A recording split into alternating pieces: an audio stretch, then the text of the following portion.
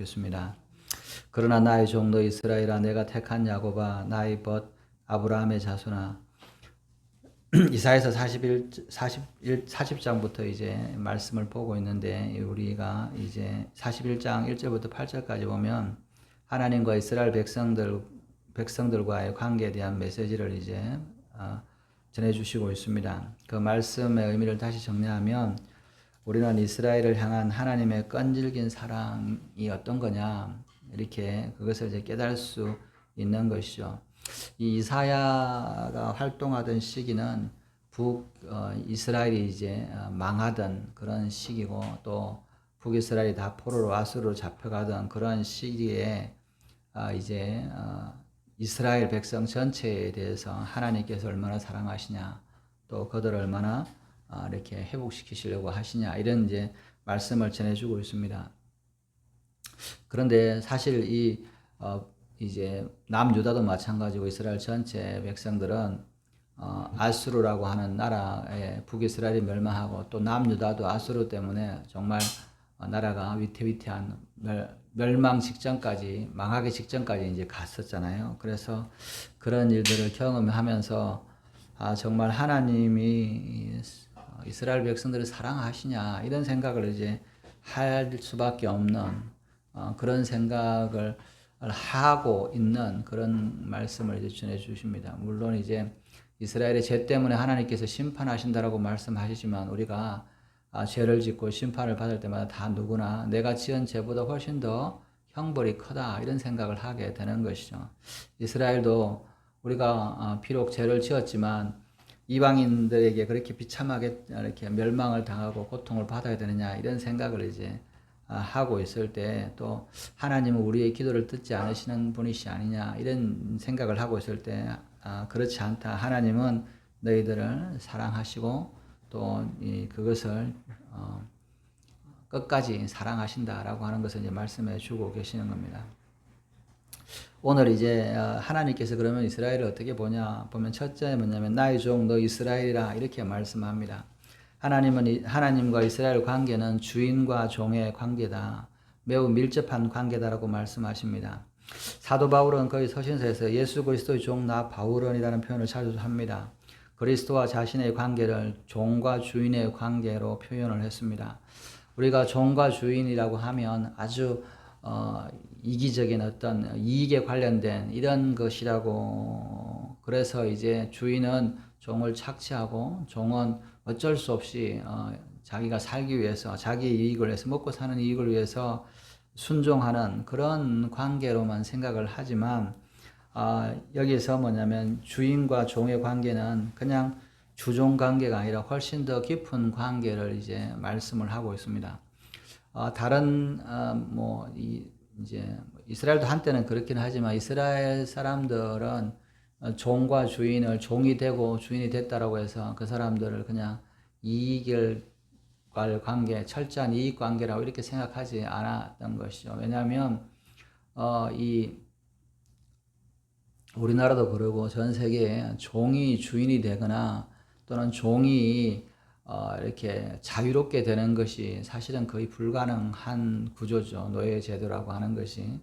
그래서 설령 이제 종과 주인 간에 이렇게 그런 위치 관계가, 또 이제 그런 이렇게 주인이 남자고 종이 이제 여자라서 둘이 결혼해도 사실은 그 자녀는 종이 되는 것이 주인이 되지 않는 그런 신분의 격차가 아주 있죠. 근데 이스라엘은 그런 관계가 아니라, 물론 이제 이스라엘이 그렇게 다 이렇게 말씀대로 지킨 건 아니지만, 말씀에 의하면 같은 형제 자매가 돈이 없어서 종으로 팔렸다가 때가 되면 50년이 지나고 또 기간이 되면 7년이 지나면 풀어주고 자유롭게 해서 다시 돌아가게 되고, 또 그 사람이 잘 살게 돼서 내가 주인이었던 사람이 종이 될 수도 있고, 이런 구조인 거죠. 그리고 종을 또 양자로 삼기도 하고, 그런 구조이기 때문에 종이라고 하는 것이 그냥 이익적인 그런 관계 아니라 깊은 어떤 신뢰의 관계.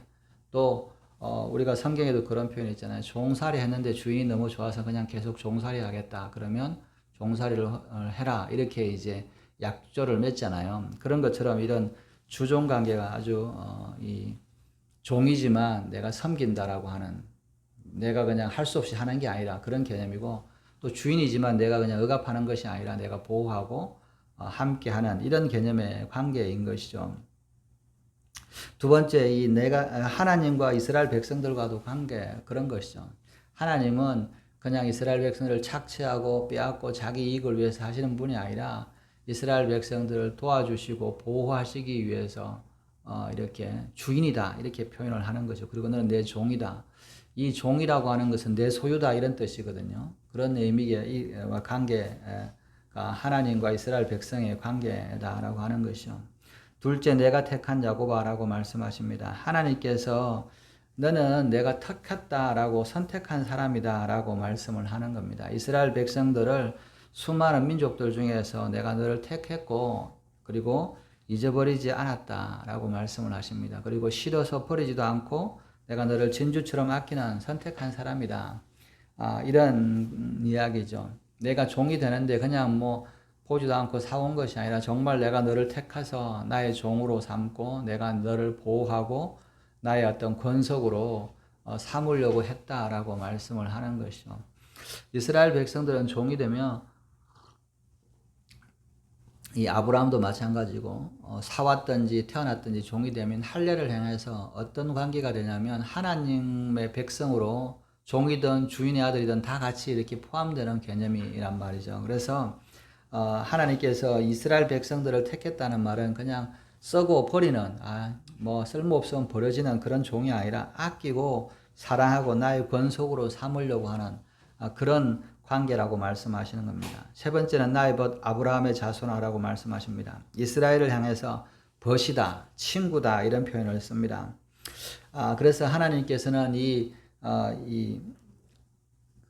이스라엘 백성들을 아브라함의 친구였던 아브라함의 자녀들, 그 자손들을 내가 이렇게 보호한다 이런 개념으로 생각을 한 것이죠. 그래서 하나님은 이처럼 이스라엘을 아주 가깝게 여기고 사랑하고 보호하려고 했지만 이스라엘은 그런 생각을 가지지 않았던 것이죠. 그래서 이스라엘 백성들이 이제 하나님을 떠나려고 하고 하나님을 이렇게 잊고자 하는 그 종으로서 또 하나님을 섬기려고 하는 것이 아니라 하나님을 거역하고 떠나려고 하는 것이죠. 성경에는 대속했다 이런 표현을 쓰는데 하나님께서 이스라엘 백성들을 종으로 있던 이스라엘 백성들을 값을 지불하고 사서 자기 보호 아래 두었는데 이스라엘 백성들은 자꾸 그것을 떠나서 하나님과의 관계를 무너뜨리려고 하게 되는 것이죠. 그래서 이제 하나님은 이스라엘 백성들을 사랑하고 이스라엘 백성들도 하나님을 섬기고 하나님의 말씀 안에서 관계가 좋게 하기를 원했지만 이스라엘 백성들은 계속 범죄함으로 이 하나님과의 관계가 깨지게 되었다는 거죠. 하나님과의 관계가 좋을 때는 사실은 불안하지도 않고 두렵지도 않은데 하나님과의 관계가 좋지 않으니까 이 사람들이 뭐냐면 이스라엘 사람들이 외국의 아수르의 침략을 받고 나라가 위태해지고 나라가 망하고 포로로 잡혀가는 그런 일들이 이제 일어나게 되는 것이죠. 우리가 어떤 사람하고 사이가 좋으면 관계가 정상적이면 그 사람을 보면 볼수록 행복하고 안심이 되고 뿌듯한 사람이 있죠. 만나면 만날수록 좋은 사람이 있는데 관계가 안 좋으면 만나면 만날수록 불편하고 안 만나고 싶은 사람들이 있잖아요. 그런 사람들, 여러분 생각해보세요. 여러분 만나는데 누군가가 이제 친구처럼 좀 사이좋게 이렇게 만나서 밥도 사주고 대접했는데 이 사람은 오기만 하면 밥도 안 사고, 이제 만나는 사람을 무시하고 또 심지어는 뭐 이 사람의 돈도 훔쳐가고 막 이런 관계가 되면 그게 좋은 관계가 유지될 수 없잖아요. 그 좋은 관계가 안 되면 불안하잖아요.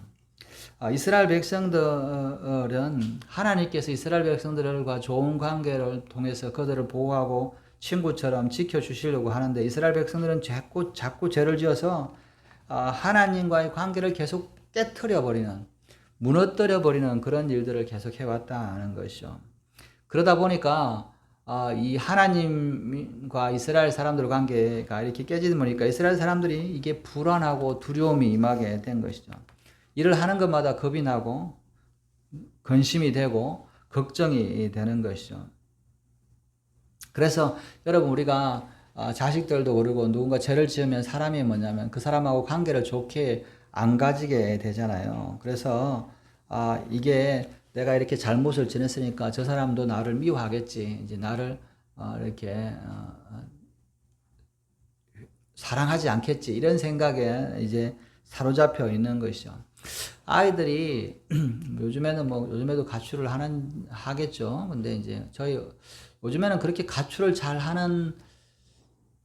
가출을 많이 한다라고 생각을 하는데, 저희 어렸을 때는 보면 가출을 워낙 많이, 반에 뭐 몇 명씩 가출하는 친구들이 많이 있었던 것 같아요. 그죠? 근데 가출하는 게 뭐냐면, 그냥 이제 호기심에 이제 뭐 답답하니까 이제 놀러도 가고 싶고, 그냥 이렇게 친구 올려서 그냥 집에 안 들어오고 뭐 이렇게 하다가 이제 또 그때 보면 뭐 이제 안 되면 뭐 친구 따라 저기 뭐 서울역이란다 이런 데 가면 짜장면 배달이라도 하고 살아간다 뭐 이렇게 하고 집 나가고 그런 애들이 좀 많았던 것 같아요. 그냥 이제 뭐 저희들도 시골이고 그러니까 이제 뭐 답답하잖아요. 맨날 공부하는 거나 뭐 특별한 일이 없으니까 서울 한번 가고 싶다. 또 뭐 놀러도 가고 싶다. 그런 생각도 있으니까 집을 나가는데, 그때 그런 이야기를 하던 것 같아요. 집을 나가면 아이들이 잘 안 돌아오는 거죠. 그래서 집 나가가지고 가출해갖고 안 돌아오잖아요. 그죠?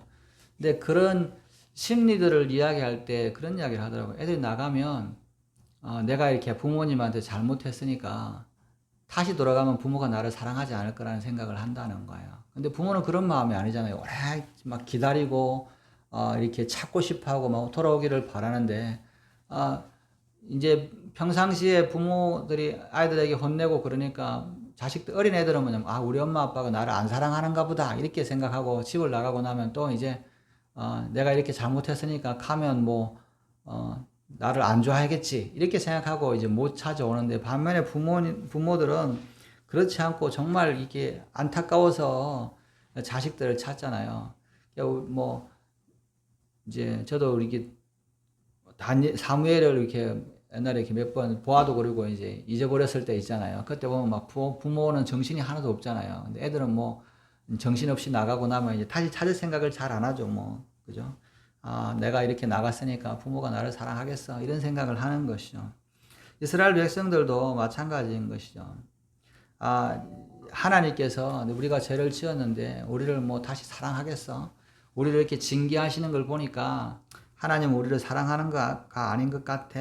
이렇게 생각을 한다는 것이죠. 그럴 때 하나님께서는 이스라엘 백성들을 오래전 갈대우르에서 이스라엘의 조상들이던 아브라함을 부르셨던 것을 상기시키는 겁니다. 내가 우상들을 섬기던 아브라함을 사랑해서 나의 벗으로 삼고 내가 그거랑 함께 있었던 것처럼 그 자손이었던, 내가 정말 친구로 지냈던 아브라함의 자손들이 너희들이지 않느냐. 너희들이 죄를 짓고 문제가 있고 이렇게 나를 떠났을지라도 내가 너희들을 사랑한다. 그리고 너희들을 잊지 않는다라고 하는 것을 이스라엘 백성들에게 말씀해 주시는 것이죠. 근데 이 말씀을 받던 이스라엘 백성들 입장에서는 그런 생각을 할 수 없는 거예요. 왜냐하면 아수르가 와서 이스라엘을 멸망시켰어요. 또 남유다도 거의 뭐 예루살렘 말고는 다 멸망할 수밖에 없는 그런 상황이 됐으니까 하나님이 정말 계시면 어떻게 우리를 이렇게 하실 수 있느냐, 이런 생각을 할 수밖에 없는 것이죠.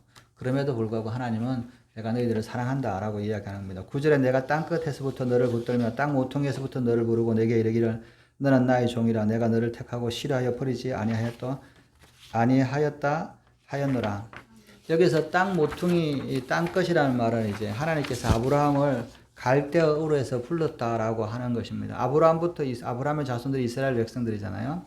하나님께서 아브라함을 그 고향 친척과 아버지 집에서 내가 너희 줄 보여줄 땅으로 가라고 말씀하셨던 이유는 뭐냐면, 아브라함을 택하고 내 종으로 삼고 내가 너를 친구로 사랑하고 그 관계를 끊임없이 이어가기를 원한다. 네 자손과도 그런 관계를 이어가기를 원한다. 라고 하셨다는 거예요. 그래서 이 아브라함을 하나님께서 부르셨던 것은, 뭐 죄인이었을 때 부르셨던 것은 친구로 삼고, 이 관계를 아브라함과 정말 이 친구의 관계, 또 주인과 종의 관계, 이런 관계를 이렇게 맺기 위해서 하나님께서 부르셨다라고 하는 겁니다. 우리는 뭐 드라마나 영화를 보면 종이 되면 못 배우고 뭐 아무것도 아니고 무식하다고 이렇게 생각하지만, 고대에는 사실은 종이 뭐 로마나 또는 그리스도만 종이 모든 일들을 하는 경우가 많았습니다. 재정정도 맡기고 뭐 지금의 뭐 재정도 맡기게 되고 심지어는 종이 교사도 되고 또 행정 관료도 되고 예를 들면 군수 이런 사람이 종인 거예요. 우리가 그걸 어떻게 알 수 있냐면 알렉산더 대왕의 그 선생이 아리스토텔레스잖아요. 그 아리스토텔레스가 종으로 가서 하는 거잖아요. 그러니까 종으로서 가르치고 종이 그냥 이렇게 무식한 게 아니라 종이 친구이기도 하고 아버지이기도 하고 또는 뭐냐면 이런 아주 뭐 밀접한 관계가 있는 것이죠. 그래서 그 관계를 통해서 이제 하는데 하나님께서 관계가 없으면 절대로 하나님은 부르시는 분이 아닙니다. 아브라함을 부를 때 친구로 종으로 하나님의 말씀을 순종하고 하나님과 함께 할 사람으로 부르셨던 것이지 그냥 관계도 없이 그냥 뭐 불러놓고 이렇게 그런 분이 아니셨다는 겁니다. 우리도 마찬가지입니다. 하나님과 우리 사이에 하나님은 우리가 하나님을 알지 못했을 때조차도 우리와 관계를 맺으시는 거죠. 우리를 사랑하시고 우리를 자녀 삼으시려고 우리를 부르시는 것이지 그냥 무조건 불러놓고 그냥 이렇게 하는 분이 아니라는 겁니다. 하나님이 부르실 때는 관계가 있어야 부르시는 거예요. 관계가 없으면 부르시지 않는 거죠. 하나님은 이스라엘 백성들이 하나님과의 관계가 깨져서 왜냐하면 왜 관계가 깨졌습니까? 하나님을 거역하고 하나님을 미워하고 하나님을 믿지 않고 우상 숭배를 따랐던 사람들이죠. 그래서 이스라엘 백성들은 관계가 끊어졌어요. 그래서 뭐냐면 이스라엘 백성 이제 아수르의 포로로 잡혀가고 이제 흩어져 이렇게 갔는데 이 이스라엘 백성들에게 찾아가서 이사야가 하시는 말씀은 뭐냐면 너희들이 그렇게 죄로 인하여 이렇게 관계가 깨져서 포로로 갔을지라도 하나님은 너희들을 회복시켜 주실 거야. 너희들은 아직까지도 하나님은 사랑하신다라고 말씀하시는 겁니다. 그래서 고난이 지금 깊고 고통이 크고 그렇게 좌절할수록 정말 하나님 어디 계시냐라고 말할 정도로 그렇게 고통이 클수록 더욱 하나님을 의지하고 신뢰하고 그 관계를 회복하면 하나님께서 약속하신 축복이 다시 너에게 임할 거다. 우리가 그러잖아요. 자녀들이 이제 애들을 붙들고 놓고 잘못해서 때릴 때 있잖아요.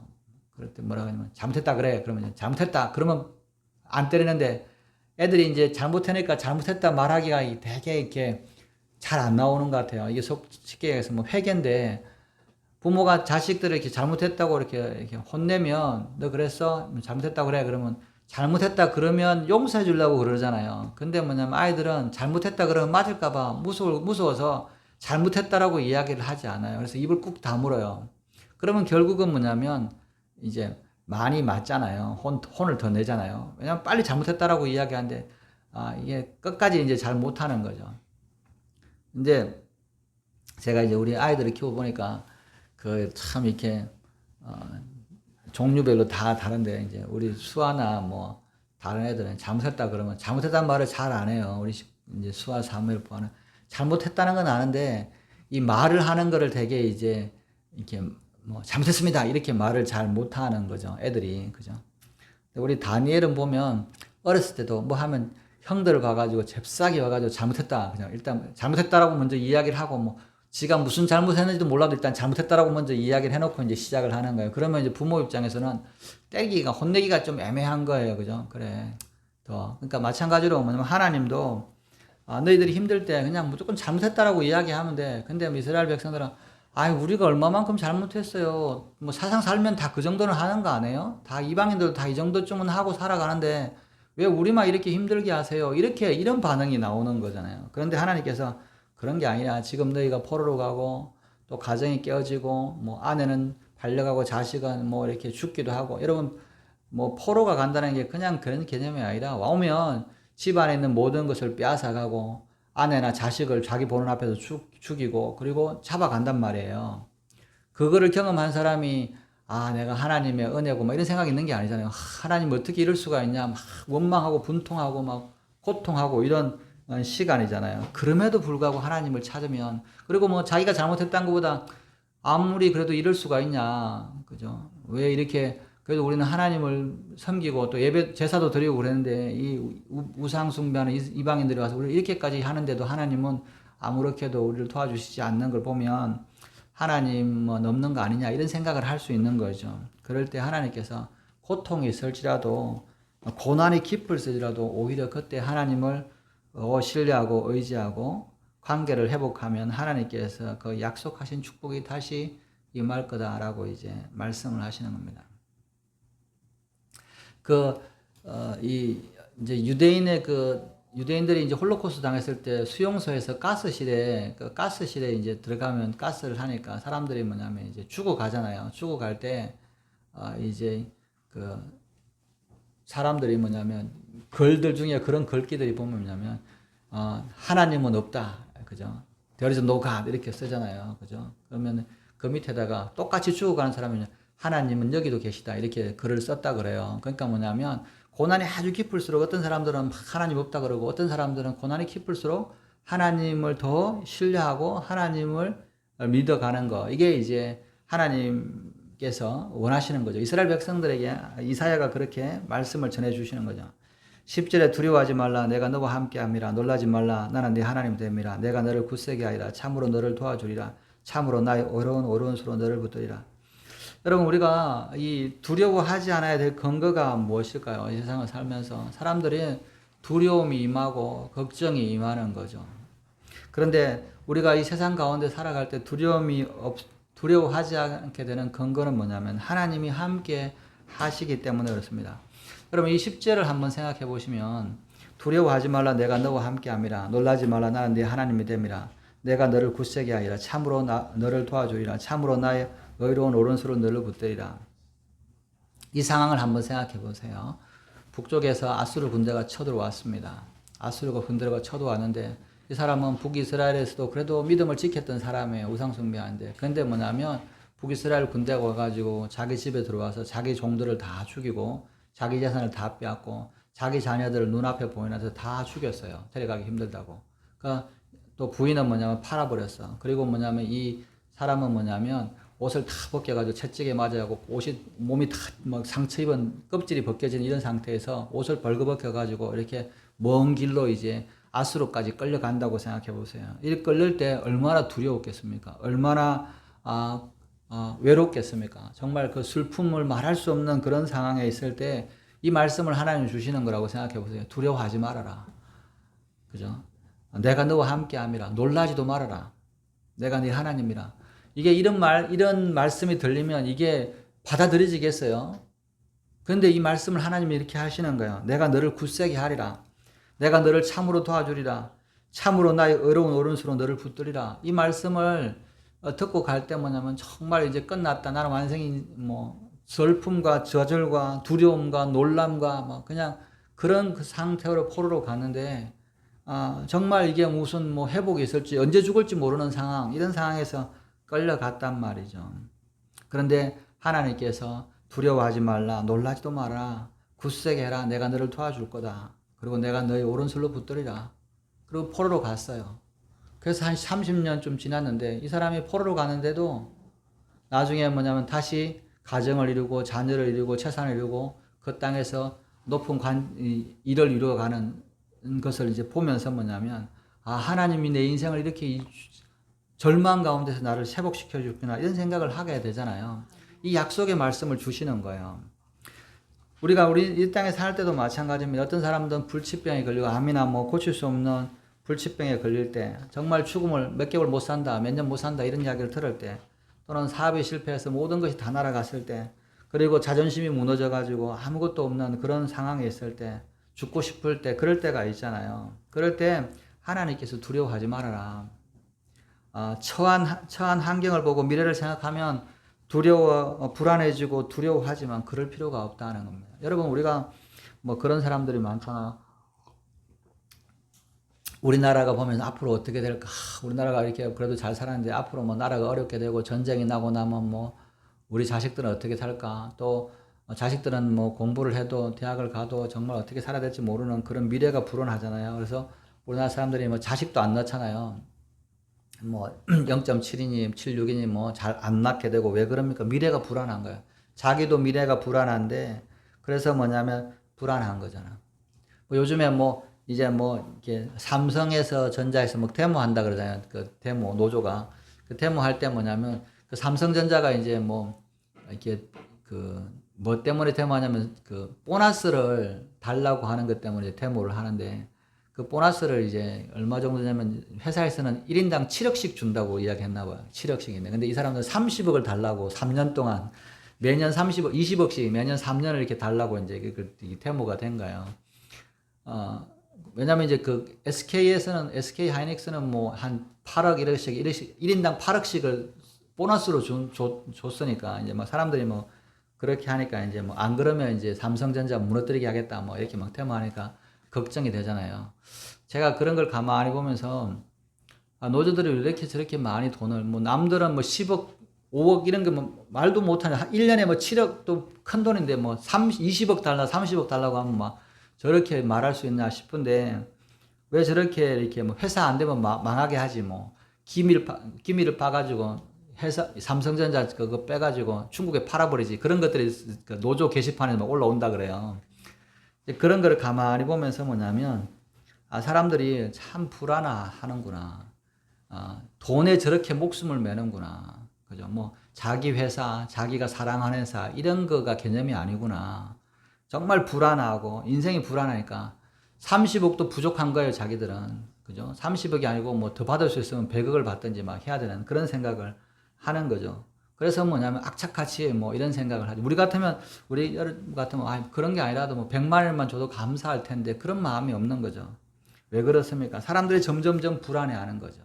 점점 불안해하는 거죠. 세상이 그러니까 이 돈이 없으면 안 되고 이 돈이라도 있어야 내가 뭐 집이라도 한 채 사야지 이렇게 생각을 하는 겁니다. 왜? 하나님이 없기 때문에 하나님이 함께 하지 않기 때문에 인생이 불안한 겁니다. 여러분 의외로 저희 어렸을 때 여러분들 옛날에 70년대 60년대 80년대 이 사람 한국에 사는 사람들이 불안하거나 그런 생각을 잘 안 했어요. 그냥 우리는 될 거야 뭐 하면 되지 막 이런 생각을 했잖아요. 그게 뭐냐면 사실은 이 하면 되지가 자기의 어떤 실력에 대한 자만심이 아니라 그 분위기가 뭐냐면 믿음이 자꾸 사람들이 교회가 부흥하고 목회가 사람들이 하나님을 믿는 사람들이 점점점 많고 많은 사람들이 교회를 찾아오니까 자기도 모르게 뭐냐면 소망이 생기고 뭐든지 할 수 있을 것 같은 믿음이 생기는 거죠. 그죠? 그러면 뭐냐면 이민이 되는 거예요. 여러분 제가 이제 그 대상포진을 이제 알아봤잖아요. 자주 이제 아는데 이 대상포진도 그러고 또 뭐냐면 이렇게 독감 중에서 뭐 그런 거 있잖아요. 옛날에 신종플루나 뭐 이런 독감들을 보면 이제 우리 아이들 아픈 걸 보면 사람이 막 너무 아파가지고 이제 도저히 이렇게 기운이 빠져갖고 웃을 때 어느 순간에 뭐냐면 뭐 죽을 먹든지 이렇게 딱 먹고 나서 힘이 탁 이렇게 들어서는 때 있잖아요. 막 깔아앉다가 어느 순간에 뭐가 쑥 들어오는 것이 힘이 생겨갖고 이제 일어나기 시작하고 이제 뭘 먹기 시작하고 기운이 생길 때 기운이 있잖아요. 저는 그걸 보면서 뭐냐면 하나님께서 기운을 주시는구나. 사람에게 기운을 주시는구나. 이렇게 무슨 무협배 이런 게 아니라 하나님께서 사람에게 생기를 준다는 게 기운을 주시는구나. 기운을 주면 갑자기 뭐냐면 사람이 일어서게 되고 힘이 생기잖아요. 저는 조진수 집사님이 이렇게 걸어 다니는 걸 보면서 야, 하나님이 저렇게 기운을 주시는구나. 엉덩이가 너무 무거워가지고 막 이렇게 자기 몸을 막 감을 못 하신 분이 뭐냐면 기운이 생기니까 이거 의자에 못 일어나가지고 권사님이 맨날 뒤에서 밀어줘야 되는데 지금은 뭐냐면 그거 없이 그냥 불뚝 일어서가지고 가잖아요. 이 기운이 들어오는 거거든요. 야, 하나님이 기운을 주시는구나. 하나님께서 함께 하시면 사람에게 기운을 주시는구나. 그러면 환경이나 미래를 생각하고 두려워지거나 또는 불안해지는 것이 아니라 힘이 생기는 거예요. 왜? 하나님이 함께 하시는 거니까.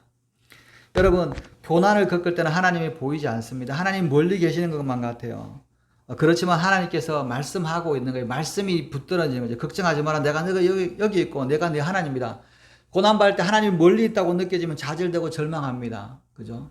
그런데 하나님이 내 옆에 있다라고 하면 하나님이 함께 계시다라고 하면 그 고난 가운데 힘이 생기는 거예요. 질병 가운데서 힘이 생기는 거예요.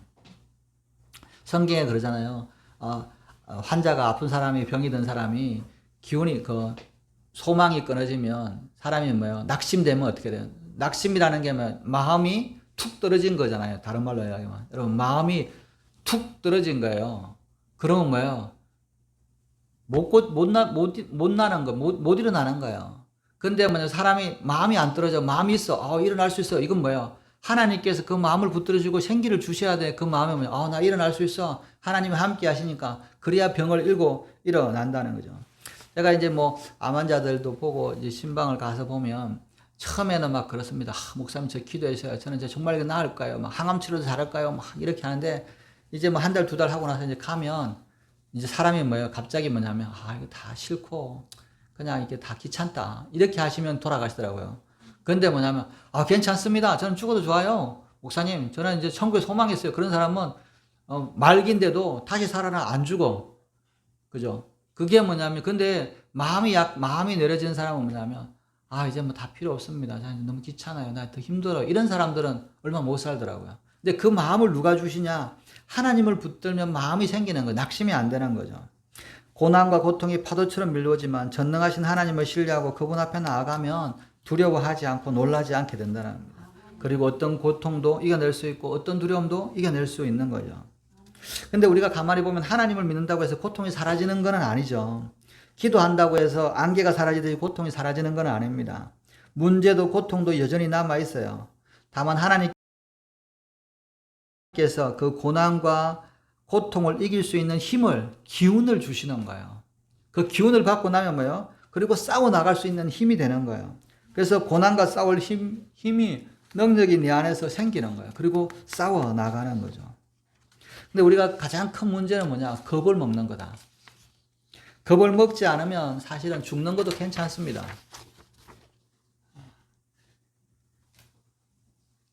왜냐하면 성도의 죽음은 축복인 거죠.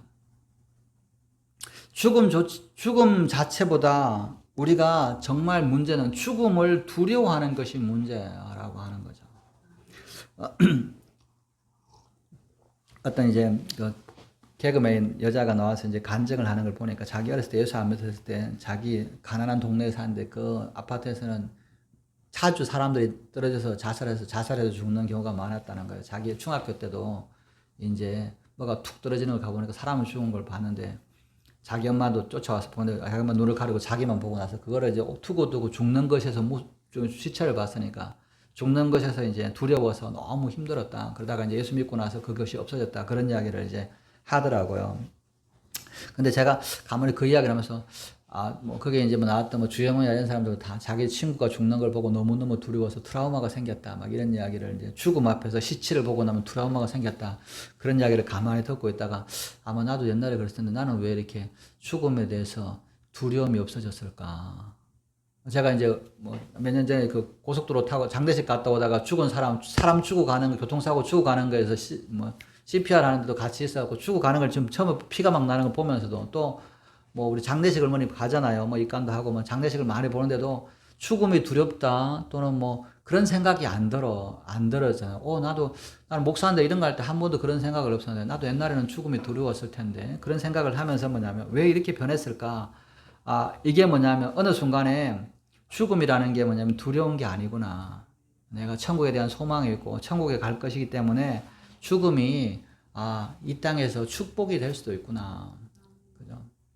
그래서 뭐냐면 저희 아이들에게도 야 걱정하지 말아라. 아빠 죽어도 어떻게 해야 되는데 아빠 나이가 들어서 우리 부하가 장난으로 아빠가 힘들다 이제 얼마 못 살 것 같아. 그러면 잘 가세요. 편안하게 가세요.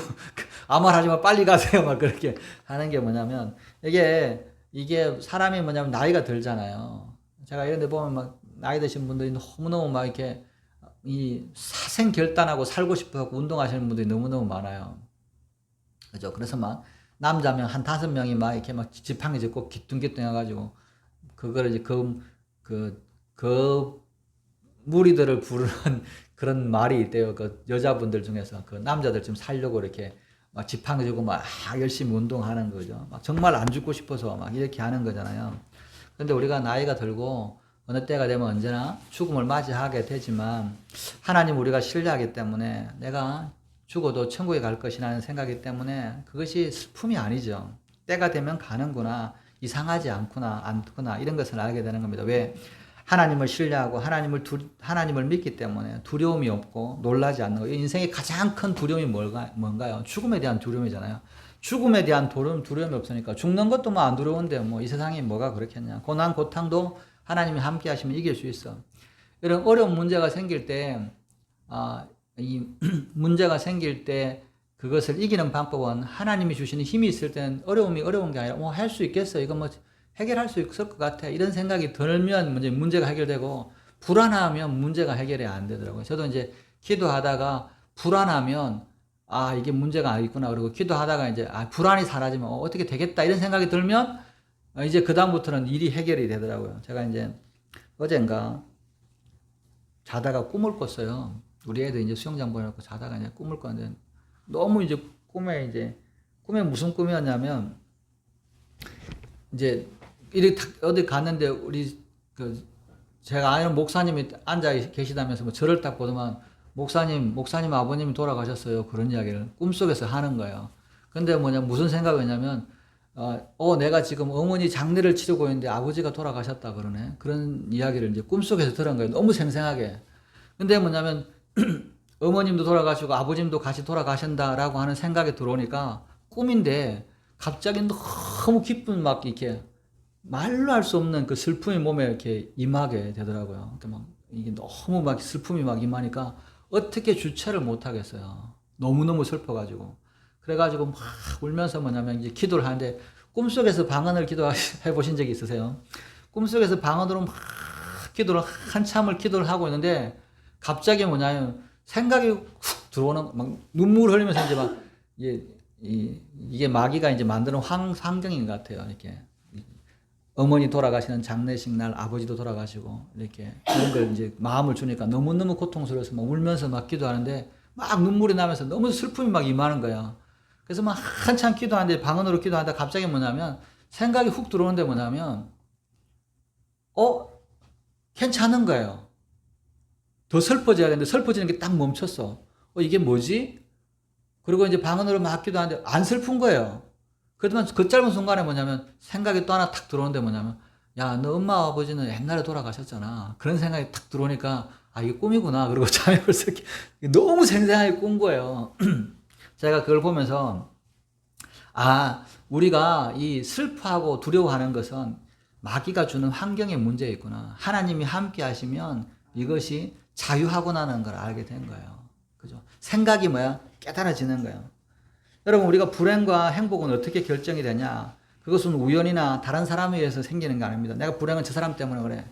내가 결혼을 잘못해서 그래. 이런 게 아니라, 불행과 행복은 내가 선택하는 거예요. 내가 불행을 선택하면 불행해지는 겁니다. 그러나 내가 행복을 선택하면 행복의 길로 나가는 겁니다.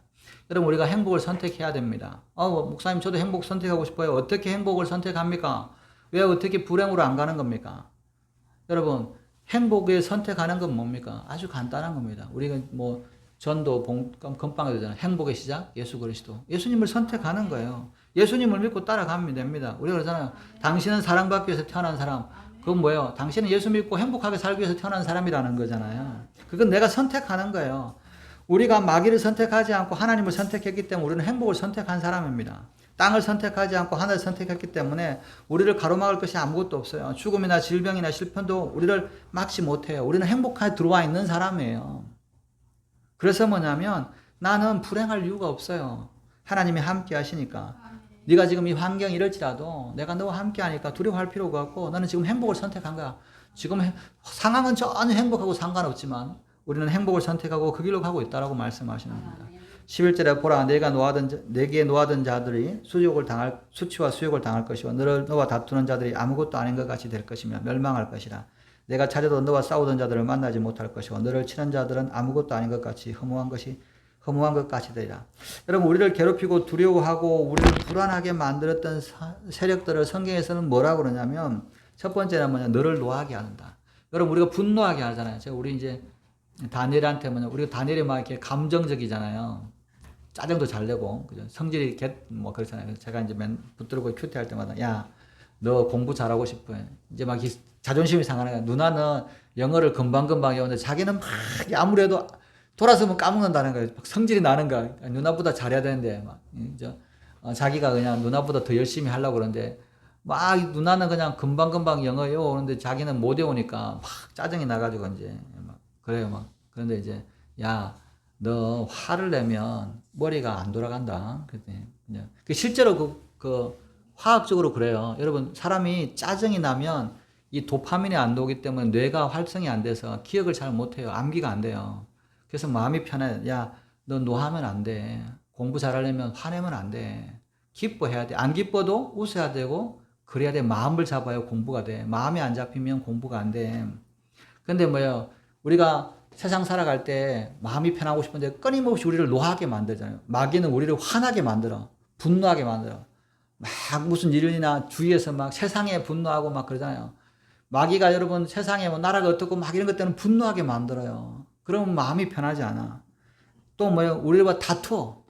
그죠? 다투게 만들어. 그리고 우리가 싸워. 우리를 쳐. 이 네 가지를 이야기합니다. 너희를 논하게 하는 거. 여러분, 우리 화나게 하는 거 있으면요. 이게 마귀인 거예요. 사람에서, 아, 나를 화나게 하는 거야. 이게 마귀구나. 내가 이 사람하고 관계, 이걸 멀리 해야 되겠구나.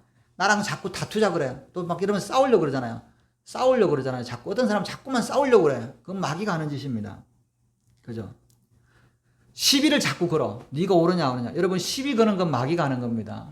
야, 네가 옳고 이게 잘못했잖아. 막 시비를 가져. 나는 정말 똑바른 사람인데, 나는 바른 사람인데, 나는 이 구분 걸 못 참아. 막 자꾸 시비 걸어, 그죠?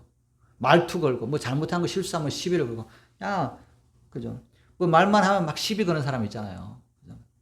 또 뭐냐면 나를 치는 사람, 나를 공격하는 사람. 여러분, 이걸 정리해보면 나에게 화내고 어르렁대고 싸우자고 덤비는 사람, 그리고 신경 쓰게 하고 나를 너무 힘들게 해가지고 죽어버리고 싶다는 생각을 들게 하는 사람들이 우리 가운데 있죠. 그래서 뭐냐면 나의 실수나 잘못한 것을 뭐냐면 덜쳐내가지고 부끄럽게 만들고, 야, 너 그것밖에 못해. 야, 너 잘난다면 그것밖에 못해. 막 이렇게 하는 사람들 있잖아요. 그런 사람들을 뭐야? 하나님께서 내 대적들을 하나님 어떻게 하냐? 멸망하고 허무하게 될 거다. 그들이 아무것도 아닌 것처럼 되게 만들 거다는 거죠. 그리고 그 사람들을 만나고 싶어도 못 만나게 하실 것이라는 겁니다. 왜 악인들이 사라집니까? 왜 멸망하고 수치를 당하면 만날 수 없게 되는 것입니까? 우리가 똑똑하고 잘나서 아니라. 여러분들 무시하는 사람, 막 잘난 척하는 사람한테 막, 내가 더 잘나가지고 드러내고 싶잖아요. 그죠? 그런 거 하지 말아라. 그죠? 하나님께서 우리를 보호해 주시기 때문에 너한테 잘난 척하고 그런 사람들 다 보지도 못하게 할 거다. 하나님께서 우리를 날개를 펴서 우리를 보호해 주실 것이다 라고 하는 거죠. 악인이 우리를 공격해도 뜻대로 공격할 수 없다. 하나님께서 우리를 붙들어 주시고 보호해 주시면 우리는 머리털 하나도 상하지 않고 그리고 우리를 지켜주실 것이라는 겁니다. 근데 이 사실이 뭐예요? 믿어지지 않더라도 믿으라는 거예요. 믿어지지 않더라도. 여러분, 지금 이스라엘 백성이 포로로 잡혀가요. 자기를 때리고 원수 삼고 조롱하요. 야, 너네 뭐 잘났더나 하나님이 지켜주신다면 뭐 이렇게 조롱했던 사람들이 있잖아요. 이 상황에서 하나님이 나를 지켜주신다고, 하나님이 나의 오른손을 붙들어 주신다고, 하나님께서 나를 두렵게 하지 않고 놀라지 않게 하신다고. 이게 정말 그래? 안 믿어져. 근데 말씀은 그래. 그래, 내가 믿으려고 해야지. 믿어지지 않지만 믿으려고 해야지. 믿어야지. 이렇게 한다는 거죠. 여러분, 제가 이제 우리 부하를 이제 영어 공부를 가르치면서 이제 제가 굉장히 재밌는 이 문구를 봤어요. 사람이 행복해지는 것은 행복해서 행복해지는 게 아니래요. 행복하려고 마음을 먹으면 행복해진다 그래요.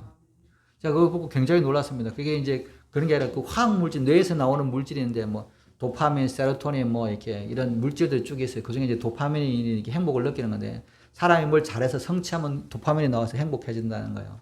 그런데 그렇지 않고도 내가 행복하려고 생각하고 그리고 내 마음을 작정을 하면 그리고 뭐냐면 행동을 하면 행복해진다는 거죠. 행복한 물질이 나온다는 거죠. 내가 슬프잖아요. 달리면 행복한 물질이 나온대요. 내가 슬프잖아요. 웃으면 행복한 물질이 나온다는 거예요. 여러분, 상황은 어려워요. 전혀 변함이 없어요. 그런데 뭐냐면 하나님의 말씀을 믿으려고 결정을 하면 행복해지는 거예요. 믿어지는 거예요. 여러분, 하나님은 안 믿어집니다. 그런 사람이죠. 정말 하나님이 안 믿어집니다. 그런 사람 머릿속에 믿으려고 하면 아닌 것 같은데 성경이 그러니까 믿어봐. 그런 옛날에 그러잖아요. 야, 한번 믿어봐. 일단 한번 믿어봐 그러잖아요. 믿고 나서 생각해봐. 믿고 나면 이어져. 우리 그런 이야기 하잖아요. 믿으면 알아줘, 하나님을. 알고 믿으려고 그러지 말고 일단 믿어봐. 우리 수학 공부할 때도 그러잖아요. 이해하고 풀려 그러지 말고 일단 외워놓고 나면 이해가 돼. 그런 이야기 하잖아요. 하나님을 일단 믿어놓고 나면 믿어지는 거예요. 그리고 나타나는 거죠. 그러면 원수들이 눈을 씻고 찾아봐도 없어질 것이다. 우리를 괴롭히던 자들도 다 사라질 것이다 라고 말씀하십니다. 13절에 이는 나 여호와 너희 하나님이 내 오른손을 붙들고 내게 이르기를 두려워하지 말라. 내가 너를 도우리라 하실 것입니다. 하나님이 우리를 붙들어 주시는 겁니다. 여러분, 우리가 하나님을 붙들는 게 아니에요. 아이들이요, 엄마 손 붙들고 가잖아요. 아이들이 엄마 손을 붙들고 가는 게 아니라 엄마가 아이 손을 꽉 잡고 가는 거예요. 그죠? 그러면 안 놓치는 거예요. 만약 우리가 하나님의 손을 붙들었다면 우리는 벌써 하나님의 손을 놓았을 겁니다. 우리는 뭐예요? 힘이 약해요. 하나님을 손을 붙들 수 있는 힘이 없어요. 그런데 하나님이 우리를 붙잡고 있으니까 우리가 힘이 없어도 하나님은 절대로 우리를 놓치지 않은 거예요. 그래서 전쟁 가운데서 우리가 승리하게 하시고 우리가 싸우는 것이 아니라 하나님께서 우리 안에 계시는 하나님이 싸우시는 것이고 우리 안에 계시는 예수 그리스도가 싸우시는 것이라는 거죠. 내 힘으로 하는 것이 아니라 내 안에 계신 예수 그리스도 힘으로 싸우는 것이에요. 그러니까 우리가 이기는 거예요. 왜냐하면 그분은 전사이기 때문에 어떤 적이라도 어떤 악한 세력도 무너뜨리는 분이기 때문에. 여러분 싸움을 누가 제일 잘합니까? 하나님이 제일 잘하시잖아요. 하나님은 싸움의 전문가예요. 왜? 전쟁은 하나님 앞에 속하시니까. 우리를 대적하는 모든, 우리를 치는 사람, 우리를 두려나게 하는 모든 사람들을 누가 이겨요? 하나님보다 잘 싸우시는 분이 없어요. 전쟁에서 누가 제일 세냐? 하나님이 제일 잘 싸우시는 거야. 그래서 하나님 앞에 맡기면 돼요. 그분은 우리를 보호해 주시고 우리를 굳세게 하시고 우리를 도와주시고 우리를 손에 붙잡아 주신다라고 하는 거예요. 14절에 버러지 같은 너 야곱아 너 이스라엘 사람들아 두려워하지 말라 나 여호와가 말하노니 내가 너를 도울 것이라 내 구속자는 이스라엘의 거룩한 이시니라 보라 내가 너를 이가 날카로운 쇠타작기 같이 삼으려니 내가 산들을 쳐서 부스러기를 만들 것이며 작은 산들을 겨같이 만들 것이니라. 이스라엘을 가리켜서 지렁이 같은 야곱아 너 이스라엘 사람이라고 이야기했습니다. 지렁이는 뭐예요? 밟으면 그죠? 뭐 꿈틀거려도 밟히면 죽잖아요. 뭐 아무나 밟잖아요. 지렁이는. 그런데 이 지렁이가 어떻게 되냐? 이가 날카로운 쇠타작기가 될 거다라고 이야기합니다. 여러분 지렁이란 말은요 가치 없고 비천한 존재예요. 이 지렁이는 누구에게도 다 밟히는 존재예요. 그런데 뭐냐면 이 지렁이 같은 우리를 날카로운 이를 가진 쇠타작기로 바꿔준다는 겁니다. 여러분 타작기 안 보셨죠? 저희 어렸을 때는 있었는데 요즘에는 이제 그런 게 없었잖아요. 어릴 때 보면 이렇게 둥그런 통에다가 이렇게 쇠로 이렇게 만들어 가지고 옆에서 이제 막 처음에는 저 아주 어렸을 때는 이렇게 사람이 발로 이렇게 밟아갖고 이렇게 페달 밟는데 좀 지나니까 경운기에다 무역해가지고 자동으로 막 이렇게 돌리면 이제 이게 막 돌아가잖아요. 그러면 곡식을 딱 갖다 대면 그게 탁 부러져가지고 탈곡돼갖고 골고기가 싹 나오잖아요. 이게 타작기인데, 곡식을 까기 위해서 이제 이렇게 널판지에 이렇게 못을 박거나 옛날에는 이렇게 했는데, 여기에 타작기 들어가면 다 잘리는 거예요. 여러분, 거기서 타작기 손 잘못 놓으면 손가락도 잘리고 막 그러잖아요. 이게 막 빨리 돌아가니까. 그리고 막 돌로면 돌도 막 튀어나가고 그러잖아요. 근데 하나님께서 이 지렁이를 타작기로 바꿔주는 거예요. 이 타작기가 뭐냐면 산들, 아수르 같은 산들이 들어오면 아수르가 박살이 나고 돌멩이가 되고 작은 산들은 겨처럼 만들어지는 거죠. 원수들을 데려다가 그냥 다 갈아버리는 타작기로 만들 것입니다. 열방들을 다 갈아서 말아 버릴 거라는 거죠. 우리는 지렁이처럼 맥을 못 추는 천박한 존재지만 하나님을 의뢰하고 신뢰하고 믿음으로 선포하면 타작기가 될 수 있다는 겁니다. 여러분 우리가 2023년 10월 7일 날 여러분 하마스가 이스라엘을 공격하고 2,000명을 죽이고 200명, 300명 가까이 포로를 잡아갔어요. 인질을 잡아갔어요. 이스라엘 나라가 완전히 다 막 난리가 났죠. 거기 하마스만 공격한 게 아니라 북쪽에서 헤즈볼라도 공격하고 막 이렇게 전쟁이 났잖아요. 그러니까 막 이제 사람들이 다 이스라엘이 이제 이 싸움에 못 이길 거다. 막 지하 동굴이 얼마고 몇 킬로고 막 뉴스에 맨날 그랬어요. 이거 이 하마스는 얼마나 많은 수많은 지하철 때문에 이스라엘이 절대로 이거 못 이길 거다. 막 무덤이 될 거다. 막 그랬잖아요. 그리고 막 이스라엘이 전쟁을 했잖아요. 그 이스라엘이 지금 3년 동안 전쟁을 몇 나라하고 했는 줄 아십니까? 하마스 했죠. 헤즈볼라 했죠. 레바논 했죠. 시리아 했죠. 이라크 했죠. 이란 했죠. 후티하고 했죠. 7나라하고 싸웠는데 지금 다 무너졌잖아요. 하마스는 완전히 박살이 났잖아요. 헤즈볼라도 거의 박살이 났잖아. 레바논도 무너졌죠. 레바논도 이제 시리아는 나라 정부가 바뀌어서 그 대통령 쫓겨나갔죠. 이라크도 요번에 이란 공격할 때 나라를 비워줬잖아요. 그 뉴스를 보니까 얼마나 없냐면 이스라엘이 이란까지 너무 멀잖아요. 그러니까 이스라엘 군대가 뭐냐면 이라크 안에다가 뭐냐면 비행장을 만든 거예요. 그 남의 나라 안에다가 비행장을 만들어 놓고 그 비행장의 중간에 기차에 가서 공격을 한 거예요. 그 전쟁을 한 거예요. 너무 그러니까 자기 나라 안에 그 이스라엘 군 비행장이 있는 줄도 몰라서 이라크 안에도 이란 민병대들 있고 친이란 계획들이 굉장히 많기 때문에. 근데 뭐냐면 나라 한가운데 이 비행장을 만들어 놓고 비행장에서 뭐냐면 한 거예요. 그러니까 하다가 뭐냐면 이제 발각이 돼가지고 오는 사람들을 공격하면서 이제 전쟁을 끝내고 돌아온 거예요. 여러분 미군이 이란에서 그 미군 대령인가가 이제 조난됐잖아요. 이 사람 구출할 때도 똑같이 그 전에 이스라엘이 썼던 작전을 똑같이 쓴 거예요. 이 구출하기 위해서 뭐냐면 비행기가 들어가면 국경으로 막 레이더망이 뜨니까 아예 이란 지역 안에다가 미군이 비행장을 만들었습니다. 비행장을 만들고 수송기가 내렸는데 너무 잘못하고 깊이 못하니까 그 수송기를 폭파하고 왔잖아요. 그 미군이 거기다가 비행장을 만든 거예요.